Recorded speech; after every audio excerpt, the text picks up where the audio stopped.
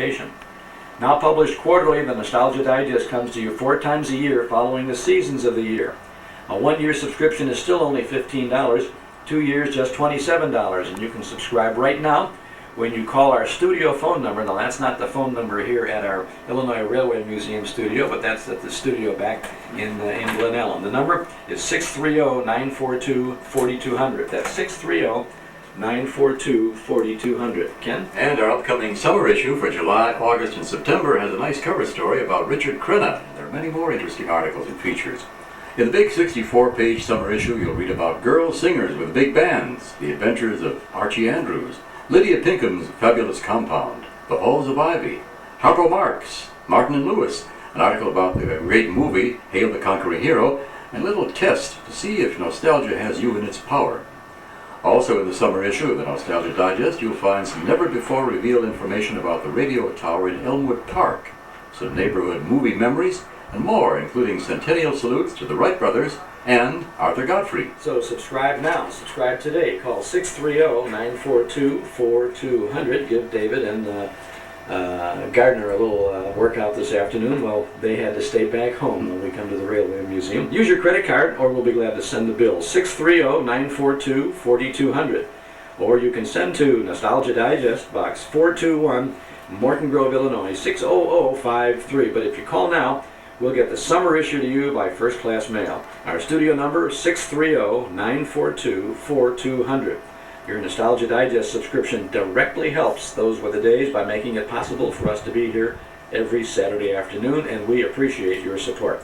Call now to subscribe, 630-942-4200. Al and the boys get away to a flying start with Boo Hoo.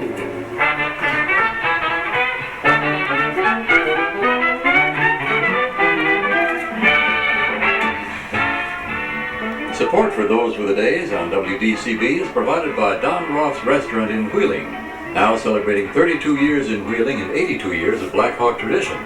A tradition that started at Chicago's original downtown Black Hawk restaurant in 1920, when the big bands of the era played a significant role in the dining experience. Don Roth's Black Hawk in Wheeling is known for its roast prime rib, the beef that made the Black Hawk famous, aged properly, slow roasted, and served with freshly whipped horseradish sauce. Don Roth's is equally known for its steak, fish, and seafood, including the fresh Boston Scrod, plus the Black Hawk spinning salad bowl, prepared tableside, and the bittersweet hot fudge sundae for dessert. Don Roth's Black Hawk in Wheeling, Milwaukee Avenue, just north of Dundee Road, open for dinner 7 days a week with an early bird dinner menu Monday through Friday starting at 4 p.m. Reservations are available. The phone number is 847-537-5800. Don Roth's Black Hawk in Wheeling on Milwaukee Avenue, that's Route 21, just north of Dundee Road, that's Route 68. 847-537-5800. Okay, we're back on the platform here on this beautiful train, and our guest, one of the people who volunteers their services on a regular basis. You hear a train going by right now, the Burlington route, Milwaukee Road, the EJ&E, and it looks like the BN, the Burlington Northern, wonderful engine. Our guest is Harold Krewer. Harold, tell us what this is going by here. Well, that's our caboose train, Chuck, which is very popular, of course, with the kids and the families. Locomotive for that one is BN3, which was donated to us by the railroad in 1998, and that engine pulled, of course, the famous Zephyrs, and then later on pulled the commuter trains between Chicago and Aurora. And today it's 3... Today's being very loud. Don't they know we're on the radio?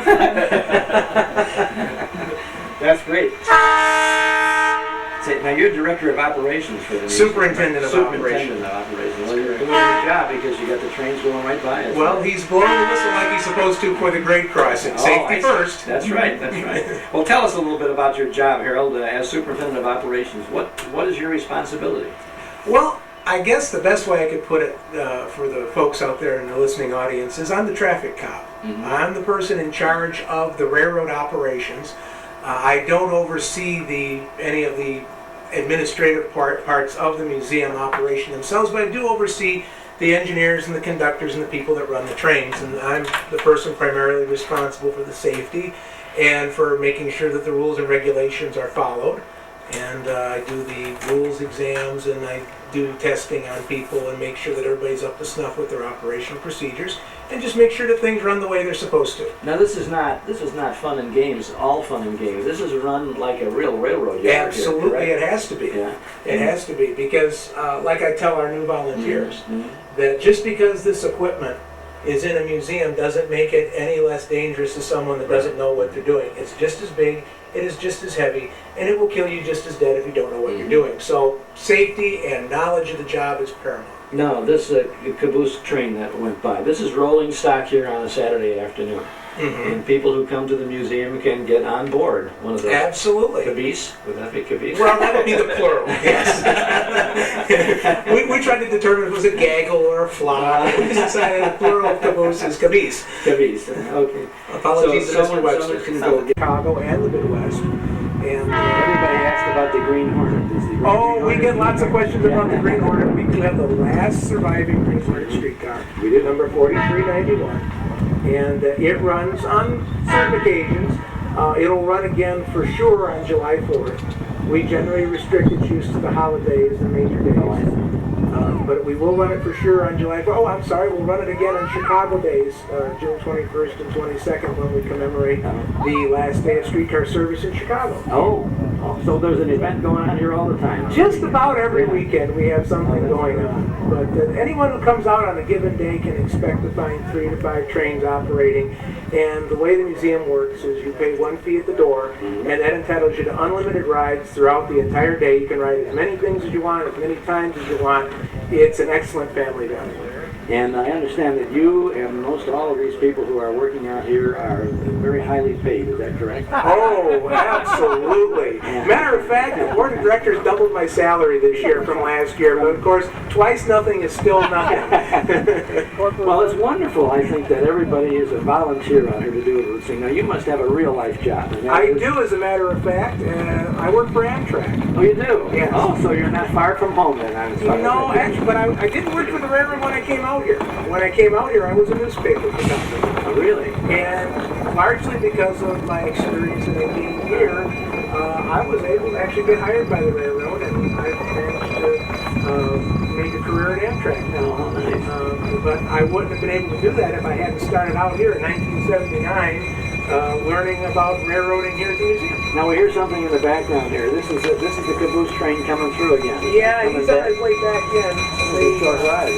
No, actually, when he saw him the first time, he was coming back in along the main line.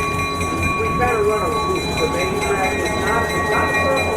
But what happens is the station is about half a mile east of the actual main track. So here we go east, then we go west all the way past the station to the far west end of the railroad, and then come back into the station. So we kind of start in from the middle. It's really exciting to see these big trains here. I'll tell you. There's 3 different cabooses. Yeah. And we've got a couple of... Yeah, the first and the third one are what we call cupola cabooses, with the lookout on top. And the middle part, we call a favorite. I see a little face looking A very happy a little child looking out there. Yeah. Boy, it's thrilling to ride. Yeah, absolutely is, and I'll tell you what, for a lot of our volunteers, it's really seeing all those happy faces in the windows and people getting off the train. You know, I'd like to tell you probably my most rewarding moment out here was a few years ago. I had a family ride my train. I was working as a conductor. We all wear many hats, and that particular day I was the conductor. And after the passengers were all unloaded, this one little girl stuck around, and she came over. She was about 3, 4 years old. She had her little pocketbook, and she come over, she tugged on my pant leg, and she opened up her pocketbook, and she pulls out a real nice shiny penny, and she says, "This is for you because you're the nicest man on the whole railroad."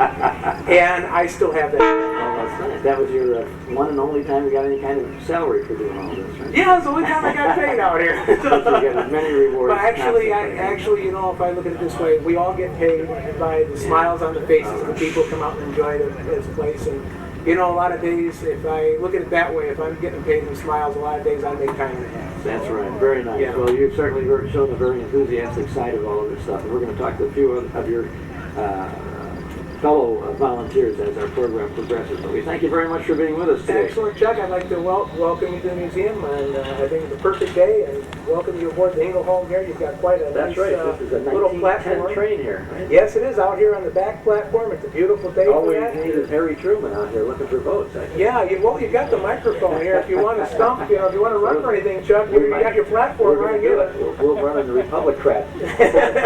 Thanks, Harold. Thank you very much for having me. Harold Krewer, Superintendent of Operations for the Illinois Railway Museum in Union, Illinois. Chuck Schaden here with Ken Alexander and you on a Saturday afternoon. You may be at home, but we're taking you with us to Union, Illinois today, and we're enjoying all these towns and the sights and the railroad stock that's going on. And you're going to hear more about it as we continue on WDCB 90.9 FM in Glen Ellyn.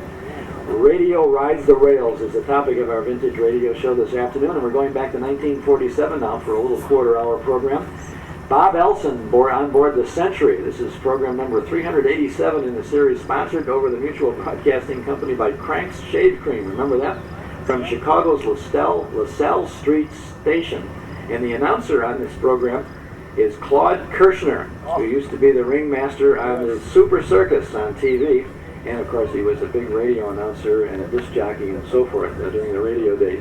Of course, we're going to hear from Bob Elson. Hello, friends, is what he always used to say as we tune into Bob Elson on board the Century. Hello, friends. This is Bob Elson aboard the 20th Century Limited, one of the world's great trains.